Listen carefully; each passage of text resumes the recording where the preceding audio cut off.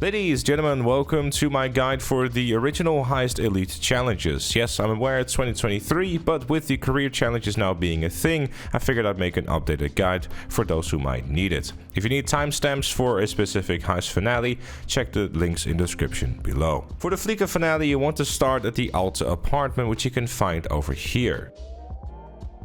The Fleeca Elite timer starts as soon as you walk out of the apartment. The vehicles you want to be using for this, if you're on PS5 and Xbox Series X and S, are one of the HSW vehicles, preferably the Kuchu Drag. It's very fast and very useful to use and also allows you to go through traffic very quickly.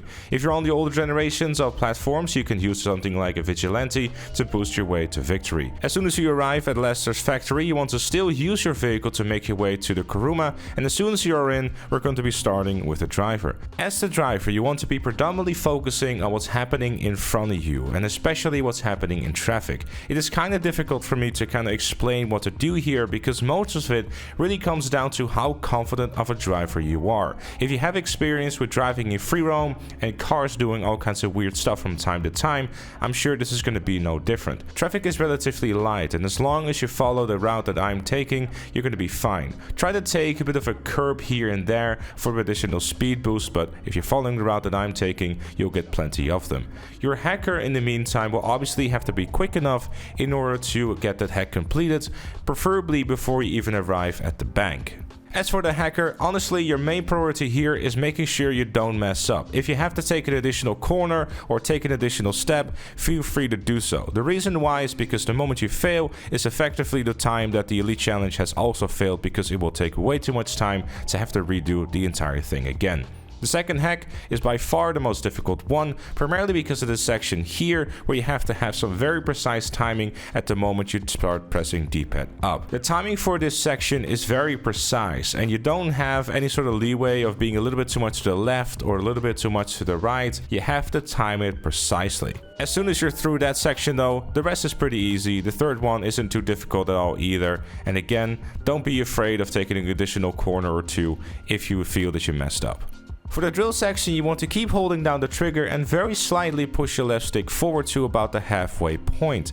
Doing so will allow you to never have the drill overheat, and the moment you break one of the cylinders, you want to back off and then do the same thing again. Always make sure that your drill does not overheat, because if you do so, you will be losing those valuable seconds. Simply rinse and repeat that until all 4 of the cylinders are broken, grab the loot and then run back to the Kuruma. When you're done drilling, the driver should immediately make its way to the Kuruma and wait for you to get in as well. As soon as you're in, the driver wants to once again focus on what's happening in front of them and avoid cops to the best of their ability. Generally speaking, cops make this rather odd maneuver where they try to ram into you, and they're pretty easily avoidable. When it comes to the roadblocks, 2 out of the 3 of them are easily avoidable, and I will show them on screen how to do so. The third one you're gonna have to ram through, but don't worry about it because the armored Kuruma is heavy enough to make light work of them. As soon as you arrive on the bridge and you're underneath the magnet of the cargo bob, you want to slow down as much as you can and make sure to stay underneath it and wait until the cargo bob actually lifts you up. It can be a bit buggy at times, so try not to panic too much. Obviously, it's also at this time that you want to double check how you're doing on time.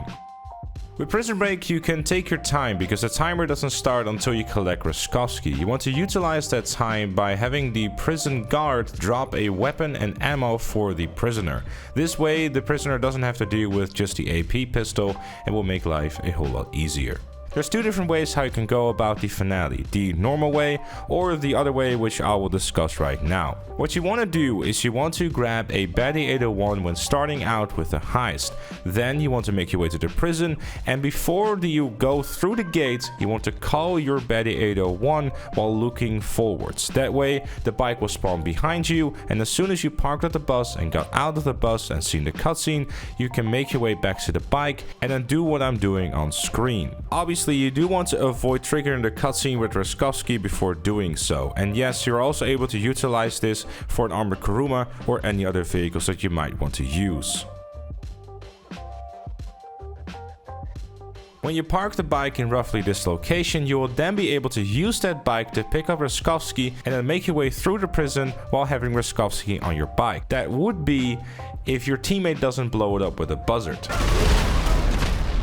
This is a mess! Speaking of the buzzard, the demolition team should help out the two people inside of the prison while making sure that they don't pass the road outside of the prison. If you ever played Criminal Records, that's basically the road you don't want to cross. If you do so, you will get shot down, the mission will fail.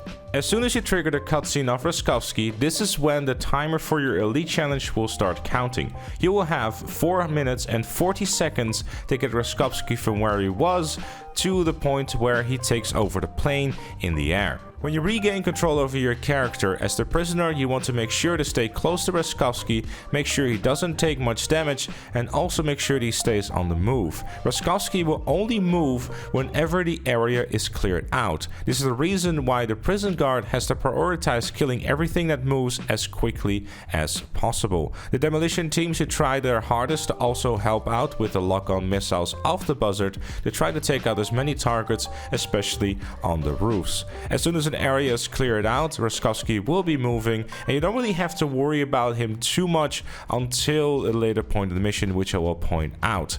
Try to help out your prison guard as much and as best as you possibly can. Try to go for headshots, because the moment that you shoot those guards in the body, they will go down and it will become much more difficult to shoot in just a few shots. Keep moving and taking out targets as quick as you can until it tells you to go and collect Roskovsky. When the game tells you to do so, take cover where I'm taking right now to make sure that Roskovsky will not be taking cover himself. This will save you a few seconds, and as soon as it tells you to leave the prison with Roskovsky, you want to make your way to the riot van that is parked outside by the prison guard.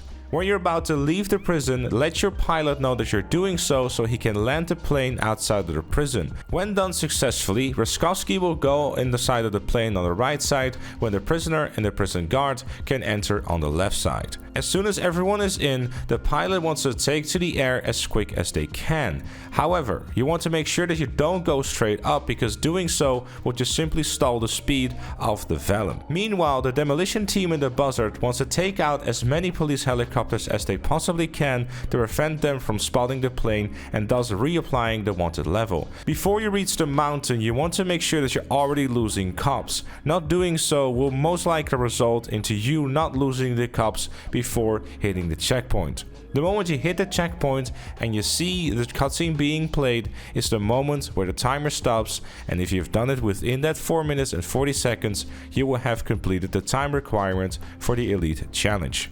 After that, it's just a matter of parachuting to the beach and not getting crushed by helicopter blades. For the Humane Labs Raid, the best apartment you can have is Conquer Avenue, which you can find over here.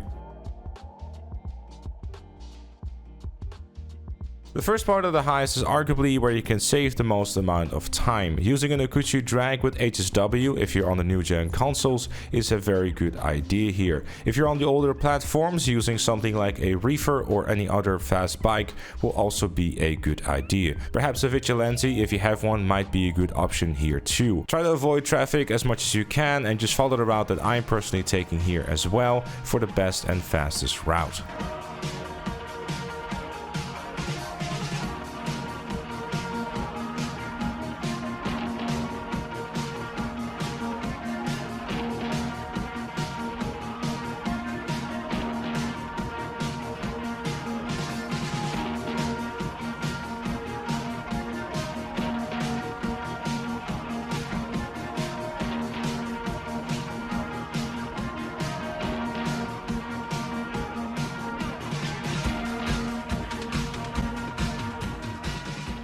When you arrive at the Valkyrie, make sure that the gunner is going to be in the seat right next to the pilot for the best gun inside of the helicopter. The two other players inside of the Valkyrie should be firing with their guns backwards like shown on screen for additional speed boost for the Valkyrie. As the ground team, it's a really good idea to use the assault shotgun and run in first person. If you're not really familiar with first person or you don't find it comfortable, try going in third person instead and keep jumping every time that you can. This will make the movement a little bit quicker. Keep plowing through the enemies until it's time to swipe the key cards. Now the unlock time is pretty generous, so as soon as you see your teammate plug in the card, you want to do the exact same. When it's time for the ground team to exit through the tunnel, make sure to stay close to each other. together. Obviously, scuba suits are much preferred here to save you a bunch of time and make going through the tunnel a whole lot quicker. Third person here is a bit quicker, but I do find first person easier to control when going through these tunnels. As the ground team is going through the tunnel, make sure that the pilot knows that you're currently doing so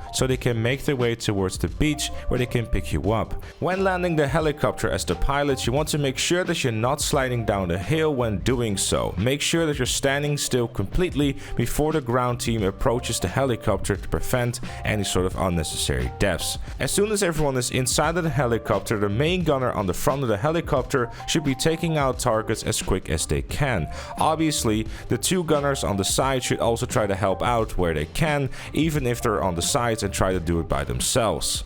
As soon as you've taken out all the helicopters, you once again want to be using the guns on the side to shoot backwards and give the Valkyrie another speed boost to make your way to the final destination.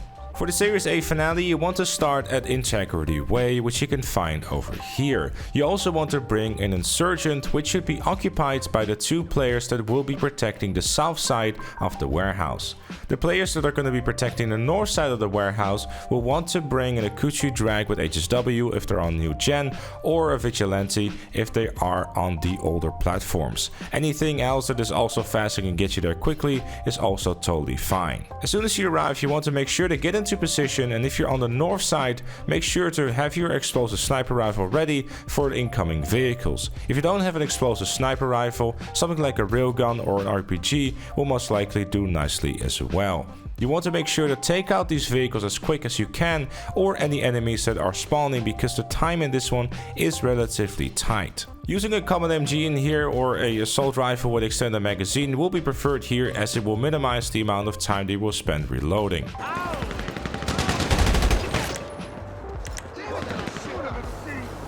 Get lost! Lost? Yeah!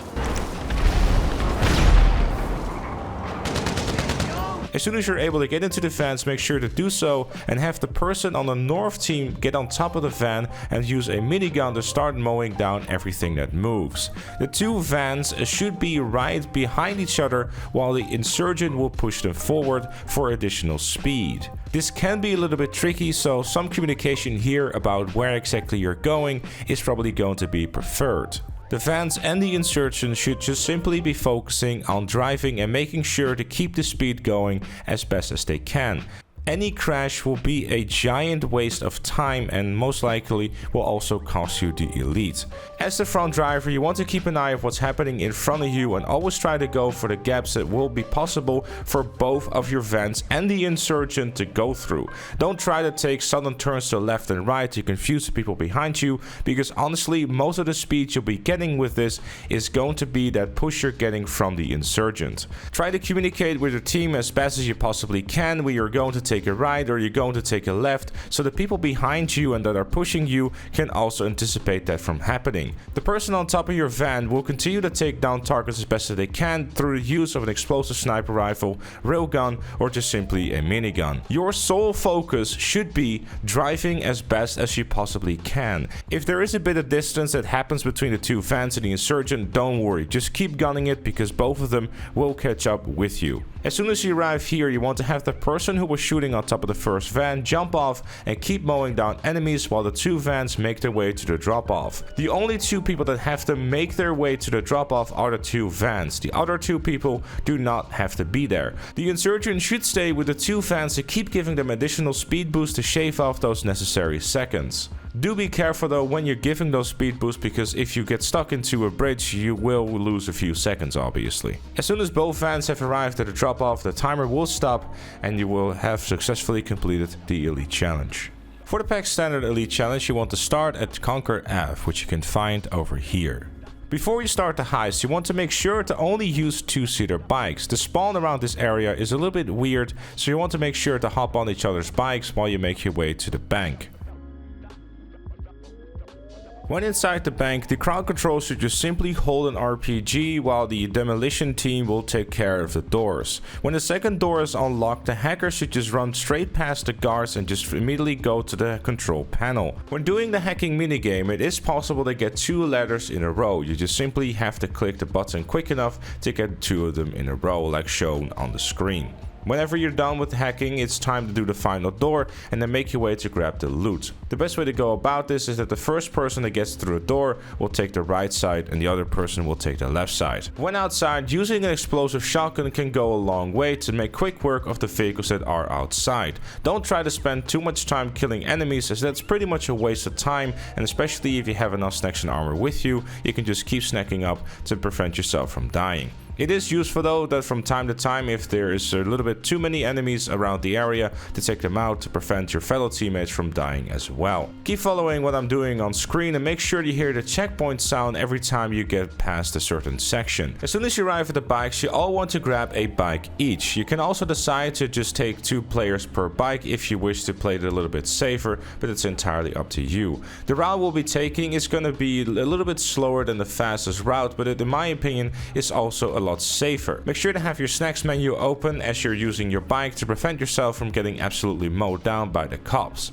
Another really good idea as well is to kind of keep a distance in between the teammates, as the cops will keep doing weird maneuvers, especially if you are right behind the player that is in front. The player in front is arguably going to have the easiest time avoiding the cops, whereas the player behind them is going to have to avoid the cops that he previously avoided. This one sadly will just come down to both skill as well as just a little bit of luck. You have to anticipate where the cops are going, what they're going to be doing, and honestly just try to avoid them to the best of your abilities. This might take you a time or two to get down because, you know, you're on a very slow bike, and basically as soon as you crash, there is an opportunity for still making the time, but it is rather unlikely. When you pass the bridge, you want to take a ride onto the hill and keep doing wheelies with your electro to make sure that it has enough speed to make it all the way up to the hill. You want to prevent using the curse boost for now because it will be useful later down the line.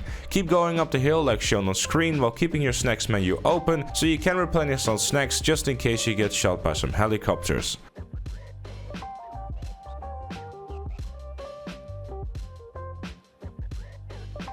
When you're around this point, you want to deploy the curse boost and then take the jump while pulling your bike backwards. Then jump off the bike and then obviously deploy your parachute right away. It is possible to also not use the parachute and start gliding down, and this is faster, but it is a little bit more risky. So if you're someone who's familiar with the technique of using your left stick and keep tapping it forward to get some additional airtime, then you can also utilize that for some additional seconds to shave off. However, the safest way of going about it honestly is to immediately deploy your parachute and then glide your way to the boat. And as soon as all 4 players are seated within the boat, the timer for the Elite Challenge will stop.